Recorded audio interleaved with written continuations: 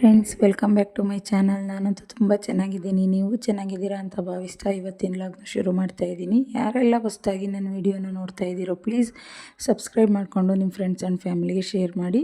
In case ಈ video ಏನಾದರೂ ಇಷ್ಟ ಆಯಿತು ಅಂದರೆ ಪ್ಲೀಸ್ ಒಂದು ಲೈಕ್ ಮಾಡಿ. ನಾನಿವತ್ತು ಬೆಣ್ಣೆನ ಕಾಯಿಸ್ಬಿಟ್ಟು ತುಪ್ಪ ಮಾಡೋದು ಹೇಗೆ ಅಂತ ತೋರಿಸ್ಕೊಡ್ತಾ ಇದ್ದೀನಿ. ಮೊದಲಿಗೆ ನೋಡಿ, ಬೆಣ್ಣೆನ 1-2 ಸಲ 3 ಸಲ ಚೆನ್ನಾಗಿ ಇಸ್ಕಿ ತೊಳಿಬೇಕು.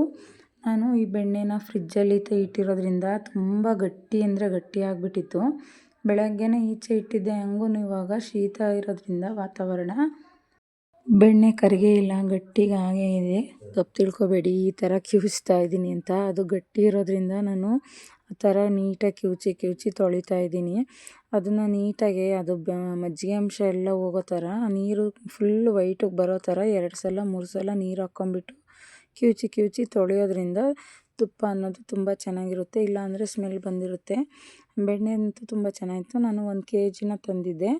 1 kg ಬೆಣ್ಣೆಯಲ್ಲಿ ಎಷ್ಟು ತುಪ್ಪ ಆಗುತ್ತೆ ಅಂತ ತೋರಿಸ್ತೀನಿ ನಿಮಗೆ. ನೋಡಿ, ಈ ಥರ 2 ಸಲ 3 ಸಲ. ಇವಾಗ ಸ್ವಲ್ಪ ನೋಡಿ, ನೀರು ಲೈಟ್ ಕಲರ್ ಆಯಿತು, ಮಜ್ಜಿಗೆ ಅಂಶ ಸ್ವಲ್ಪ ಕಡಿಮೆ ಆಗಿದೆ. ಇದೊಂದು ಸಲ ತೊಳೆದ್ಬಿಟ್ಟು ಇನ್ನೊಂದು ಸಲ ಮತ್ತೆ ಬೇರೆ ನೀರು ಹಾಕ್ಕೊಂಬಿಟ್ಟು ನೀಟಾಗಿ ತೊಳೆದ್ಬಿಟ್ಟು ಕಾಯಿಸೋದಕ್ಕೆ ಇಡ್ತೀನಿ. ಆಲ್ಮೋಸ್ಟ್ ಇದನ್ನು ಇವಾಗ ಗಟ್ಟಿ ಇರೋದೆಲ್ಲ ನೋಡಿ ನೀಟಾಗಿ ತೆಳುವಾಗಿದೆ. ನೀಟಾಗಿ ತೊಳೆಯೋಕ್ಕೆ ಬರ್ತಾಯಿದೆ. ಸ್ಟಾರ್ಟಿಂಗ್ ಅಂತೂ ನಾನು ಅದನ್ನು ಕಲ್ತನ ಕೆಚ್ಚಿರೂ ಬರ್ತಾ ಇರಲಿಲ್ಲ, ಅಷ್ಟು ಗಟ್ಟಿ ಆಗಿಬಿಟ್ಟಿತ್ತು ಬೆಣ್ಣೆ ಅಂತೂ ಫ್ರಿಜ್ಜಲ್ಲಿ ಇಟ್ಟಿರೋದ್ರಿಂದ. ಇವಾಗ ಚಳಿಗಾಲ ಆಗಿರೋದ್ರಿಂದ ಹಂಗೇ ಎಪ್ಪಗಟ್ಬಿಡುತ್ತೆ.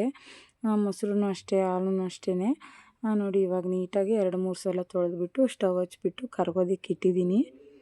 ಯಪ್ಪ, ವಾಯ್ಸ್ ಅಂತೂ ತುಂಬ ಕೆಟ್ಟೋಗಿದೆ ಫ್ರೆಂಡ್ಸ್. ಅದೇನಕ್ಕೆ ಅಂತ ಗೊತ್ತಿಲ್ಲ, ಮಾತಾಡೋಕ್ಕೆ ಆಗ್ತಾಯಿಲ್ಲ. ಗಂಟ್ಲು ಹಂಗೆ ಕಟ್ಕೊಂಬಿಟ್ಟಿದೆ. ಅದೇನು ಮೊನ್ನೆ ಗಿಣ್ಣು ತಿಂದಿದ್ಕೋ ಏನಕ್ಕೋ, ಈ ವಾತಾವರಣ ಹೀಗಿರೋದಕ್ಕೋ ನನ್ನ ವಾಯ್ಸ್ ಅಂತೂ ಸರಿಯೇ ಆಗ್ತಾಯಿಲ್ಲ. ನೋಡಿ, ಬೆಣ್ಣೆ ಕರಗಿಬಿಟ್ಟು ಈ ಟೈಪಲ್ಲಿ ಸ್ವಲ್ಪ ನೊರೆ ಬಂದು ಫುಲ್ ಎಲ್ಲ ಕರಗಿ ಈ ಥರ ಕುದಿಯುವಾಗ ನಾವು ತುಪ್ಪಕ್ಕೆ ಕಾಯಿಸೋಕ್ಕೆ ಏನೇನು ಬೇಕು ಅಂತ ಅದನ್ನೆಲ್ಲ ಹಾಕ್ಕೋಬೇಕು.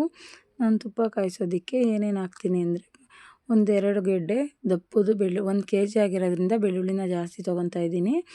ಬೆಳ್ಳುಳ್ಳಿನ ಸಿಪ್ಪೆನ ಸುಲಿದ್ಬಿಟ್ಟು ಗೆಜ್ಜಿ ಇಟ್ಕೊಂಡಿದ್ದೀನಿ. 1-2 ಗೆಡ್ಡೆ ಬೆಳ್ಳುಳ್ಳಿನ ಹಾಕ್ತಾಯಿದ್ದೀನಿ ಜಜ್ಜಿಬಿಟ್ಟು. ಆಮೇಲೆ ಬೆಳ್ಳುಳ್ಳಿ ಹಾಕಿದ್ಮೇಲೆ ಒಂದೊಂದಾಗಿ ಏನೇನು ಹಾಕ್ತೀನಿ ಅಂತ ಹೇಳ್ತಾ ಹೋಗ್ತೀನಿ.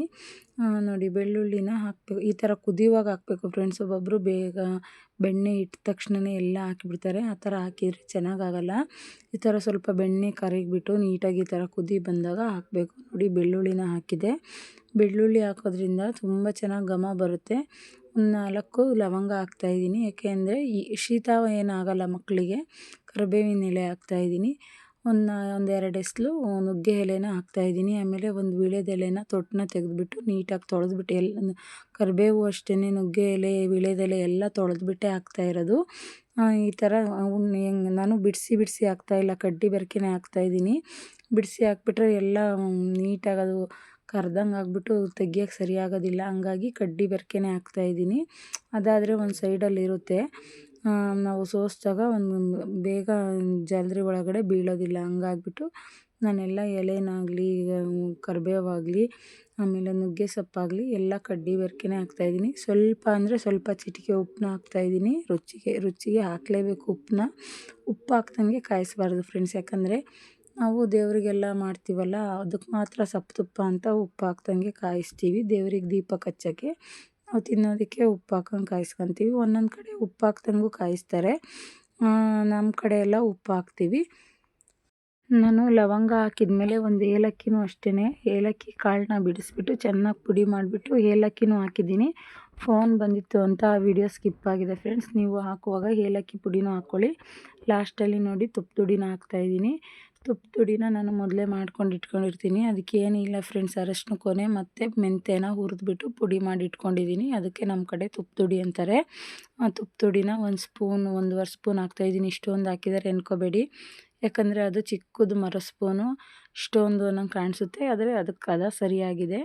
ಇವಾಗ ಆಲ್ಮೋಸ್ಟ್ ಏನೇನು ಹಾಕಬೇಕೋ ಎಲ್ಲ ಹಾಕಿದ್ದೀನಿ ಫ್ರೆಂಡ್ಸ್. ಇದು ಇವಾಗ ಚೆನ್ನಾಗಿ ಕುದಿಬೇಕು. ಆದಷ್ಟು ಸಣ್ಣ ಉರಿಲೇ ಕುದಿಸ್ಬೇಕು ಫ್ರೆಂಡ್ಸ್. ಅದು ಬರೋವರೆಗೂ ಚೆನ್ನಾಗಿ ಆ ನೊರೆ ಮೇಲ್ಗಡೆ ಒಂದು ಸ್ವಲ್ಪ ಇರೋ ಥರ ಇದು ಕೆನೆ ಥರ ಇದೆಯಲ್ಲ ಇದೆಲ್ಲ ಹೋಗೋ ಥರ ಸಣ್ಣ ಉರಿಲೇ ಕುದಿಸ್ಬೇಕು. ನಾವು ಜಾಸ್ತಿ ಹೈ ಫ್ಲೇಮಲ್ಲಿ ಕಾಯಿಸಿದ್ವಿ ಅಂತಂದರೆ ತುಪ್ಪ ಎಲ್ಲ ಸಿದೋಗ್ಬಿಡುತ್ತೆ. ನೋಡಿ ಸಣ್ಣ ಉರಿಲೇ ನೀಟಾಗಿ ಹಿಂಗೆ ನಾವು ಅವಾಗ ಕೈ ಆಡಿಸ್ತಾ ಇರಬೇಕು. ಒಂದು ಸ್ಪೂನ್ ತೊಗೊಂಬಿಟ್ಟು, ಇಲ್ಲಾಂದರೆ ತಳ ಹಿಡಿದ್ಬಿಡುತ್ತೆ. ಸ್ವಲ್ಪ ಸಣ್ಣ ಉರಿನೇ ಇಟ್ಬಿಟ್ಟು ಈ ಥರ ನೀಟಾಗಿ ಸೈಡೆಲ್ಲ ಹಿಂಗೆ ಕೈ ಆಡ್ತಾ ಇರಬೇಕು. ಆಲ್ಮೋಸ್ಟ್ ಅರ್ಧ ಭಾಗ ತುಪ್ಪ ಬಂದಿದೆ ಫ್ರೆಂಡ್ಸ್. ಇವಾಗ ಮೇಲ್ಗಡೆ ಕೆನೆ ಥರ ಇದೆಯಲ್ಲ ಅದೆಲ್ಲ ಹೋಗಬೇಕು. ಅಷ್ಟರವರೆಗೂ ನೀಟಾಗಿ ಚೆನ್ನಾಗಿ ಕುದಿಸ್ಬೇಕು. ಸಣ್ಣ ಉರಿಲೇ ನೆನ್ಪಿಟ್ಕೊಳ್ಳಿ, ಯಾವತ್ತೂ ತುಪ್ಪ ಕಾಯಿಸುವಾಗ ದೊಡ್ಡ ಉರಿ ಮಾಡಬಾರ್ದು. ಬುಸ್ಸನಾಗಿ ಉಕ್ಬಿಟ್ಟು ಎಲ್ಲ ಚೆಲ್ಲೋಗ್ಬಿಡುತ್ತೆ. ನೋಡಿ ಆಲ್ಮೋಸ್ಟು 90% ತುಪ್ಪ ಅಂತೂ ರೆಡಿಯಾಗಿದೆ. ಎಷ್ಟು ಚೆನ್ನಾಗಿ ಒಳ್ಳೆ ನೀರು ಥರ ಬಂದಿದೆ ಅಂದರೆ ತುಪ್ಪ ಅಷ್ಟು ಚೆನ್ನಾಗಿ ಬಂದಿದೆ ನೋಡಿ. ಘಮ ಘಮ ಅಂತ ಮನೆಯೆಲ್ಲ ಸ್ಮೆಲ್ ಬರ್ತಾಯಿದೆ. ನಾವು ನುಗ್ಗೆ ಸೊಪ್ಪು, ಲವಂಗ, ಏಲಕ್ಕಿ, ಬೆಳ್ಳುಳ್ಳಿ ಇದೆಲ್ಲ ಹಾಕೋದ್ರಿಂದ ತುಪ್ಪ ಅಂತೂ ತುಂಬ ಘಮ ಘಮ ಅಂತ ಸ್ಮೆಲ್ ಬರುತ್ತೆ. ನಮಗೆ ತುಪ್ಪ ಬಂದಿದೆ ಹೆಂಗೆ ಅಂತ ಗೊತ್ತಾಗೋದಕ್ಕೆ ಒಂದು ಸ್ಪೂನ್ ನೀರನ್ನ ಹಿಂಗೆ ಹಾಕಿ ಆವಾಗ ನೋಡಿ ಆ ಥರ ಚೆನ್ನಾಗಿ ಚಟಪಟ ಅಂತವ ನೊರೆ ಬರಬೇಕು. ಆವಾಗ ತುಪ್ಪ ಬಂದಿದೆ ಅಂತ ನಮಗೆ ಗೊತ್ತಾಗುತ್ತೆ. ಆ ಥರ ನೀರು ಹಾಕಿದಾಗ ನಾವಿವಾಗ ಅಷ್ಟೇ ಎಣ್ಣೆ ಒಳಗಡೆ ಉರಿಯುವಾಗ ನೀರು ಹಾಕಿದ್ರೆ ಹೆಂಗೆ ಚಟ್ರ ಅನ್ನುತ್ತೋ ಆ ಥರ ಅದು ಚಟ್ರ ಅಂದಾಗ ನಮಗೆ ತುಪ್ಪ ಆಲ್ಮೋಸ್ಟ್ ನೀಟಾಗಿ ಬಂದಿದೆ ಅಂತ ಗೊತ್ತಾಗುತ್ತೆ.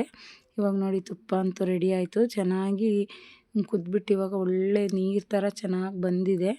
ಇದನ್ನು ನೀಟಾಗಿ ಆಫ್ ಮಾಡಿಬಿಟ್ಟು ಸ್ವಲ್ಪ ತಣ್ಣಗಾಗಕ್ಕೆ ಬಿಡಬೇಕು. ತಣ್ಣಗಾದ್ಮೇಲೆ ಸೋಸಬೇಕು. ನಾವು ಒಂದೊಂದು ಕಡೆ ಒಂದೊಂದು ಥರ ತುಪ್ಪ ಕಾಯಿಸ್ತಾರೆ ಫ್ರೆಂಡ್ಸ್. ನಮ್ಮ ಕಡೆ ನಾವು ಇದೇ ಥರ ಕಾಯಿಸೋದು. ಬೆಳ್ಳುಳ್ಳಿ, ಆಮೇಲೆ ಒಂದು ಕರಿಬೇವು, ನುಗ್ಗೆ ಸೊಪ್ಪು, ಲವಂಗ, ಏಲಕ್ಕಿ ಇದೆಲ್ಲ ಹಾಕೋದ್ರಿಂದ ಮಕ್ಕಳಿಗೆ ಏನು ಶೀತ ಅದು ಆಗೋದಿಲ್ಲ. ನೋಡಿ ನಾನಿವಾಗ ಒಂದು ಚೆನ್ನಾಗಿರೋ ಬಾಕ್ಸ್ನ ನೀಟಾಗಿ ತೊಳೆದ್ಬಿಟ್ಟು ಒಣಗಿಸ್ಬಿಟ್ಟು ಅದಕ್ಕೆ ಸೋಸ್ತಾ ಇದ್ದೀನಿ. ಎಷ್ಟು ಚೆನ್ನಾಗಿ ಬಂದಿದೆ ನೋಡಿ ತುಪ್ಪ ಅಂತೂ. ಒಂದು ಸ್ವಲ್ಪನೂ ಏನು ಜಾಸ್ತಿ ಗಲೀಜೇನಿರಲಿಲ್ಲ. ಒಂದೊಂದು ಬೆಣ್ಣೆ ಚೆನ್ನಾಗಿಲ್ಲ ಅಂದರೆ ಜಾಸ್ತಿ ಗಷ್ಟ ಬಂದುಬಿಡುತ್ತೆ ಫ್ರೆಂಡ್ಸ್ಗೆ. ಆ ತಳದಲ್ಲಿ ಒಂಥರ ಇದ್ರ ಥರ ಬಂದುಬಿಡುತ್ತೆ, ಬೆಣ್ಣೆ ಅಂಶ ಥರ ಹಂಗೇ ಗಷ್ಟ ಅಂತ ಬಂದುಬಿಡುತ್ತೆ. ಇದರಲ್ಲಿ ಏನು ಗಷ್ಟ ಅಷ್ಟು ಚೆನ್ನಾಗಿ ಜಾಸ್ತಿ ಏನು ಬಂದಿರಲಿಲ್ಲ ನೋಡಿ. ಲಾಸ್ಟಲ್ಲಿ ಬರ್ತಾಯಿದೆಯಲ್ಲ ಆ ಥರ ಬಂದುಬಿಡುತ್ತೆ ಒಂದೊಂದು ಕಡೆ ಬೆಣ್ಣೆ ಚೆನ್ನಾಗಿಲ್ಲ ಅಂದರೆ. ತುಪ್ಪ ಅಂತೂ ಎಷ್ಟು ಚೆನ್ನಾಗಿ ಬಂದಿತ್ತು ಅಂದರೆ ನೀರು ಥರ ಅಷ್ಟು ಚೆನ್ನಾಗಿ ಬಂದಿತ್ತು. ತಣ್ಣಗಾದ್ಮೇಲೆ ನೋಡಿ ತೋರಿಸ್ತಾ ಇದ್ದೀನಿ ಹೆಂಗೆ ರವೆ ಟೈಪ್ ಮರಳಾಗಿ ತುಪ್ಪ ಬಂದಿತ್ತು ಅಂದರೆ ನೋಡಿದ್ರೇ ತಿನ್ಬೇಕು, ಅಷ್ಟು ಚೆನ್ನಾಗಿತ್ತು. ಇವತ್ತಿನ ವಿಡಿಯೋ ಇಷ್ಟ ಆಗಿದ್ದರೆ ಪ್ಲೀಸ್ ಲೈಕ್ ಮಾಡಿ, ಶೇರ್ ಮಾಡಿ, ಸಬ್ಸ್ಕ್ರೈಬ್ ಮಾಡಿಕೊಂಡು ನನ್ನ ವಿಡಿಯೋನ ನೋಡಿ. ಇಷ್ಟೊತ್ತವರೆಗೂ ವಾಚ್ ಮಾಡಿದ್ದಕ್ಕೆ ಥ್ಯಾಂಕ್ ಯು ಫಾರ್ ವಾಚಿಂಗ್.